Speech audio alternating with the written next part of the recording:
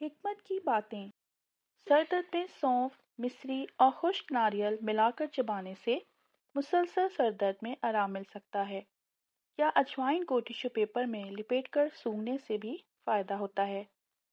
جوڑوں کا درد، ایک چٹکی سونڈ، خشک ادرک اور دار چینی کا پاؤڈر آدھے چمچ شہد پر چھڑک کر نیم گرم پانی کے ساتھ پینے سے سردی زیادہ لگنے اور جوڑوں کے درد میں آرام ملتا ہے۔ نزلہ، زکام اور گلے کی خراش کے لیے غرارے کریں۔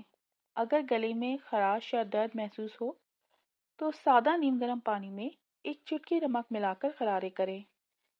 یہ گلے کے انفیکشن کو کم کرنے میں مدد دیتا ہے۔ متلی یا پیٹ خراب ہونے کی صورت میں ادرک کا چھوٹا ٹکڑا چبانا یا اس کا قہوہ پینا فائدہ مند ہے۔ یہ ہاضمے کے لیے بھی بہترین ہے۔ نزلہ زکام کی صورت میں گرما گرم چکن سوپ کا استعمال کریں۔ یہ خون کے سفید خلیات کی سرگرمی کو سست کرتا ہے جو انفیکشن کا باعث بنتی ہے۔ لونگ کا تیل، 2 سے 3 قطرے لونگ کا تیل ٹوتھ برش پر لگا کر برش کرنے سے دانت چمکدار ہو سکتے ہیں۔ ہفتے میں ایک بار استعمال کافی ہے۔ نیند اور ذہنی سکون کے لیے جپسم سالٹ یا میگنیشیم سلفیٹ سالٹ کو گرم پانی میں حل کر کے اس سے غسل کریں۔